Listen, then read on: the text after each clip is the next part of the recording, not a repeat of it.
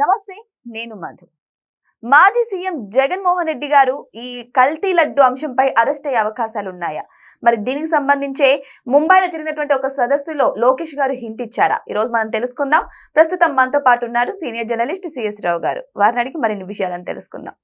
నమస్కారం సార్. నమస్తే సార్, లోకేష్ గారు ఒక సదస్సులో పాల్గొన్నారు. సో ఆ సదస్సులో లోకేష్ గారు కొన్ని వ్యాఖ్యలు చేశారు. దాన్ని బట్టి చూస్తుంటే రానున్న రోజుల్లో జగన్మోహన్ రెడ్డి గారు అరెస్ట్ అయ్యే అవకాశాలు ఎక్కువగానే కనిపిస్తున్నాయి. మరి అది నిజమే అంటారా? లోకేష్ గారు ఇచ్చినటువంటి స్టేట్మెంట్ విన్న తర్వాత అందరూ అరెస్ట్ అవుతారు జగన్మోహన్ రెడ్డి గారు అని చెప్పేసి అనుకుంటున్నారు.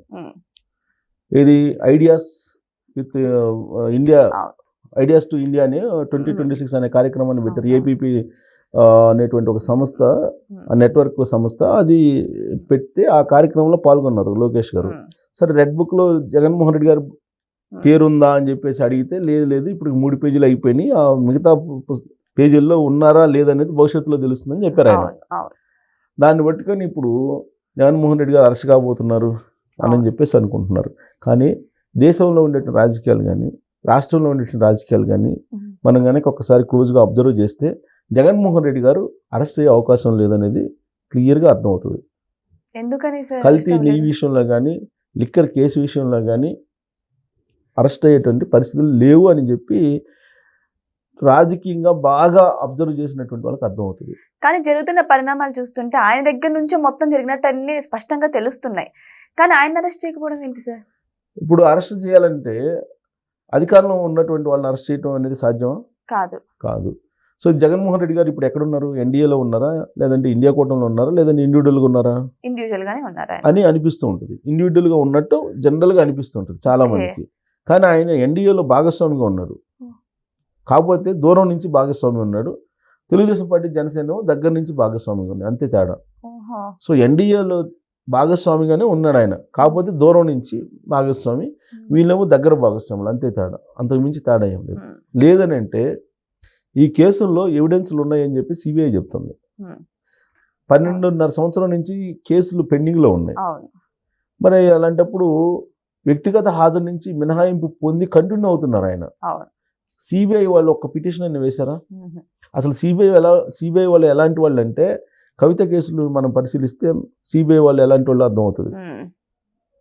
వాళ్ళు ఏం చేస్తున్నారు? సిబిఐ కనీసం ఇంత ఆధారాలు లేకుండా కేసులు పెట్టారని చెప్పేసి చివాట్లు పెట్టాడు జడ్జి కవిత గారి కేసులో. అంటే రాజకీయ ప్రేరేపితమైనటువంటి సంస్థగా సిబిఐ మారిపోయింది, ఈడీ మారిపోయింది. ఇదే కదా విపక్షాలు చెప్తుంది. సో కాబట్టి ఢిల్లీ పెద్దల ఆశీస్సులు ఉన్నంత వరకు జగన్మోహన్ రెడ్డి గారి మీద ఏగో కూడా వాళ్ళదు, వాళ్ళే అవకాశమే లేదు. రెడ్ బుక్లో అనేక మంది పేర్లు ఉండొచ్చు, కానీ పేర్లు ఉన్నంత మాత్రాన జైల్లో పెడతారనే దానికి అవకాశం లేదు. రాజకీయంగా చూస్తే, రాజకీయ పరిస్థితులను చూస్తే ఢిల్లీ పెద్దలు ఎందుకని సార్ జగన్మోహన్ రెడ్డికి అంత వాల్యూ ఇస్తున్నారు? ఆయన వల్ల ఏం ఉపయోగం ఉందని? ఢిల్లీ పెద్దలకి ఏం కావాలి? పాలిటిక్స్ కావాలి. వాళ్ళు అనుకున్నది చేయడానికి అనువైనటువంటి పరిస్థితులు కావాలి. వాళ్ళు చెప్పింది చెప్పినట్టు వినేటువంటి వాళ్ళు కావాలి. జగన్మోహన్ రెడ్డి గారు వింటున్నారు కదా.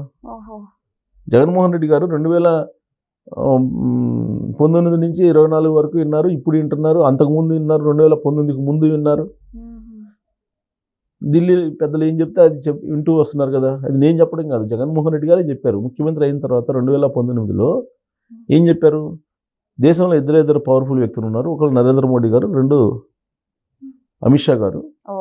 సో కాబట్టి వాళ్ళకి తెలియకుండా మనం ఏం చేయలేము, మనం ఏం చెయ్యం కూడా అని చెప్పారు. ఆయనే చెప్పారు. కావాలంటే రికార్డులు తీసుకోవచ్చు, తిరగేయచ్చు రికార్డులు. ఈవెన్ విజయసాయి రెడ్డి గారు కూడా అప్పట్లో నెంబర్ 2 పొజిషన్లో ఉన్న ఆయన కూడా అది చెప్పారు, ఢిల్లీకి తెలియకుండా మేము ఏం చెయ్యమని చెప్పి. నరేంద్ర మోడీ గారు, అమిత్ షా గారు ఇద్దరు పవర్ఫుల్ లీడర్స్, వాళ్ళకి తెలియకుండా ఏమి చేయలేము, చేయడానికి లేదని చెప్పారు. వాళ్ళు చేస్తానని చెప్పి కూడా చెప్పారు. జగన్మోహన్ రెడ్డి గారు 2019లో కొత్తగా ముఖ్యమంత్రి అయినప్పుడే ఈ వ్యాఖ్యలు చేశారు ఆయన. కావాలంటే రివీల్ చేసుకోవచ్చు, ఆ రికార్డు కూడా తెప్పించుకోవచ్చు ఎవరైనా సరే.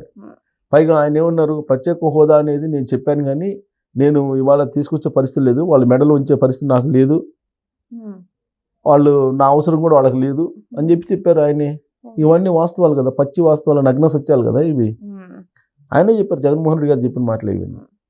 సో ఆ రోజు నుంచి వాళ్ళు ఎలా చెప్తే అలా వింటున్నారు అనేది రాష్ట్రంలో ఉండేటువంటి ప్రతి పౌరుడికి తెలుసు, ప్రపంచంలో ఉన్న ప్రతి తెలుగువాడికి తెలుసు. జగన్మోహన్ రెడ్డి గారు ఎన్డీఏలో ఉన్నారా, లేదంటే ఇండివిజువల్గా ఉన్నారా లేదంటే ఇండియా కూటమిలో ఉన్నారా అని అంటే ఎన్డీఏకి దగ్గరగా ఉన్నారు. సో ఎన్డీఏలో ఏం చెప్తే అది వింటున్నారు. మరి అలాంటప్పుడు ఢిల్లీకి సంబంధించిన బీజేపీ పెద్దలు ఆయన్ని కాపాడతారా లేదా? పైగా నేను ఇంకోటి కూడా గుర్తు చేస్తా, నరేంద్ర మోడీ గారికి అలాగే జగన్మోహన్ రెడ్డి గారికి మధ్య ఉన్నటువంటి బంధం ఏంటి, దాని గురించి జగన్మోహన్ రెడ్డి గారు ఏం చెప్పారనేది నేను గుర్తు చేస్తాను. అల్లూరి సీతారామరాజు గారి విగ్రహ ప్రతిష్ఠ జరిగింది ఈయన ముఖ్యమంత్రిగా ఉన్నప్పుడు జగన్మోహన్ రెడ్డి గారు. దానికి ముఖ్య అతిథిగా హాజరయ్యారు మోడీ గారు.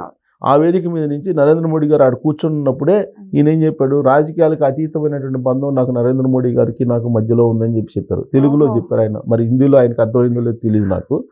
తెలుగులో ఇదే మాట చెప్పారు ఆయన. మరి అంత బంధం ఉందని చెప్పి ఆయనే చెప్పాడు.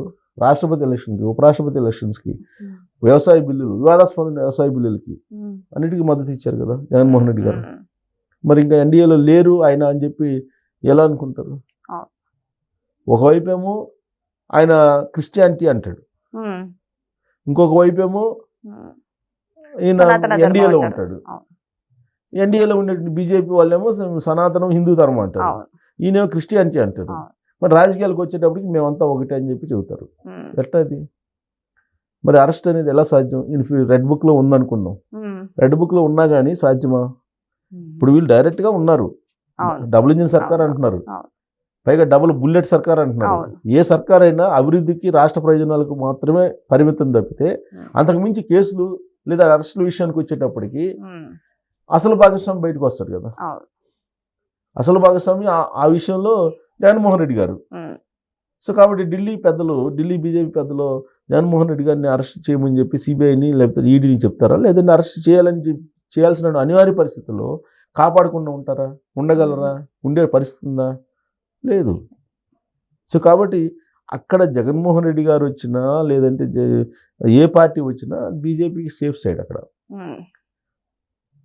ఇలాంటి సిచ్యువేషన్లో రెడ్ బుక్ అరెస్టు అని చెప్పి సంబరపడితే అభిమానులు, లోకేష్ గారి అభిమానులు, తెలుగుదేశం పార్టీ అభిమానులు, రెడ్ బుక్లో ఉందంట జగన్మోహన్ రెడ్డి గారి పేరు, సో కాబట్టి అరెస్ట్ అవుతాడు, కల్తీ నెయ్యి విషయంలో లేదంటే లిక్కర్ కేసులు అరెస్ట్ అవుతారు అనుకుంటే అది ఏదో ఆయన స్టేట్మెంట్ ఇచ్చారు కాబట్టి తాత్కాలికంగా ఇవాళ రేపు సంతోషపడాల్సిందే తప్ప అది నెరవేరేటువంటి కోరిక అయితే కాదు, నెరవేరదు. అరెస్ట్ అనేది జరగకపోవచ్చు, జరగడానికి అనుకూలమైనటువంటి రాజకీయ పరిస్థితులు లేవు దేశంలో, రాష్ట్రంలో కూడా లేవు, దేశంలో కూడా లేవు. కాబట్టి ఈ రెడ్ బుక్ వ్యవహారం ఏదైతే ఉందో అది రాజకీయంగా మాట్లాడుకోవడానికి పనికొస్తుంది తప్పితే వాస్తవంగా కార్యరూపంలో పనికిరాదు. ఇప్పుడు కొంతమందిని అరెస్ట్ చేశారు, బెయిల్ మీద బయటకు వచ్చేసారు. సో అట్టా ఏదన్నా వాళ్ళని అరెస్ట్ చేయాల్సిందే కానీ అసలు బిగ్ బాస్ని టచ్ చేసే పరిస్థితి ఉండకపోవచ్చు. ఆ రెడ్ బుక్లో ఉండేటువంటి దాన్ని చెప్తున్నారు కానీ చెప్పారు కానీ ఆ సెన్స్ వచ్చేలాగా అదంత ఈజీ కాదు. ఇంకేదన్నా అనుకోనేటువంటి పరిణామం జరిగితే తప్ప అంత ఈజీగా జగన్మోహన్ రెడ్డి గారిని అరెస్ట్ చేసి లోపల పెట్టే పరిస్థితి లేదు. ఒకవేళ అలాంటి వాతావరణం ఉంటే జగన్మోహన్ రెడ్డి గారు ఎన్ని మాటలు అంటున్నారు, మేము అధికారంలోకి వస్తే సప్త సముద్రాల అవతల ఉన్నా కానీ తీసుకొచ్చి మేము పెడతా ఉన్నారు. ఇంకొకళ్ళు ఏమన్నారు, కృష్ణా నది ఒడ్లో అవతల ఉన్న వాళ్ళని నరుకుతాం, యువతలు ఉన్న వాళ్ళని లోపల పెడతా ఉన్నారు. ఇంకోటి ఏమన్నారు, ఈ మధ్యకాలంలో వాళ్ళు మేము అధికారంలో రాగానే రక్తంతో హోలీ పండుగ చేస్తామన్నారు, ఏర్లు బారిస్తాము, హోలీ పండుగని రక్తంతో చేసుకోవాలి అని చెప్పేసి అన్నారు. ఆ విధమైనటువంటి స్టేట్మెంట్లు 11 మంది ఎమ్మెల్యేలు ఉన్నటువంటి వాళ్ళు చేస్తారా ఎవరైనా? ఢిల్లీ పెద్దల సపోర్ట్ లేకపోతే సాధ్యమా? ఇంకోటి కల్తీ లడ్డు విషయంలో, కల్తీ నెయ్యి సంబంధించిన విషయంలో బీజేపీ వాళ్ళు వ్యవహరిస్తున్నటువంటి తీరు రాష్ట్రంలో మీరు అబ్జర్వ్ చేస్తే జనసేన తెలుగుదేశం పార్టీ చెబుతుంది కానీ బీజేపీ వాళ్ళు ఎఫెక్టివ్గా చెప్పట్లేదు. కల్తీ నెయ్యి విషయంలో వాళ్ళు ఏం మాట్లాడట్లా. ఒక్క చంద్రబాబు నాయుడు గారు, పవన్ కళ్యాణ్ గారు, తర్వాత మాధవ్ గారు ముగ్గురు కలిపి ఒక ప్రెస్ మీట్ తప్ప బీజేపీ వాళ్ళు ఎక్కడ కూడా కౌంటర్ చేయట్లా వైఎస్ఆర్ కాంగ్రెస్ పార్టీని. అలాగే ఢిల్లీ పెద్దలు, ఇంత పెద్ద ఇష్యూ కదా, మరి ఢిల్లీ పెద్దలు మాట్లాడారా దీని మీద? మాట్లాడలేదు. మరి రాష్ట్రంలో పరిస్థితి ఇలా ఉంటే, మరి ఢిల్లీ పెద్దల పరిస్థితి అలా ఉంటే జగన్మోహన్ రెడ్డి గారిని అరెస్ట్ చేస్తారు లేదంటే ఆయనకి శిక్ష చేస్తారు అని చెప్పేసి ఎవరైనా అనుకుంటారా? ఆ దేవదేవుడు వెంకటేశ్వర స్వామి వేయాల్సిందే తప్ప ఢిల్లీ పెద్దలు ఎట్టి పరిస్థితుల్లో రాజకీయంగా ఎవరిని వదులుకోరు. వాళ్ళ గేమ్ ఆడుతుంటారు. ఆ గేమ్లో ఇవన్నీ నడుస్తుంటాయి. సో ఏదేమైనా సరే లోకేష్ గారు చెప్పినట్టు రెడ్ బుక్ లోని పేరులో జగన్మోహన్ రెడ్డి గారి పేరు ఉందో లేదో, ఆయనను అరెస్ట్ చేస్తారో లేదో పక్కన పెడితే మాత్రం జరుగుతున్న ఈ పరిణామాలు చూస్తుంటే మాత్రం ఖచ్చితంగా జగన్మోహన్ రెడ్డి గారి మీద ఈగ కూడా వాలదు అన్న సందేశాలే ఎక్కువగా వినిపిస్తున్నాయి. మరి ఏదేమైనా సరే ఒకవేళ రెడ్ బుక్ లో జగన్మోహన్ రెడ్డి గారి పేరు ఉండి ఒకవేళ జగన్మోహన్ రెడ్డి అరెస్ట్ అయితే నిజంగానే ఇది విపరీతమైన పరిణామం అని చెప్పొచ్చు. మరి వెయిట్ చేసి చూద్దాం ఇవన్నీ జరుగుతాయా లేదా అని. Thank you so much. Thank you.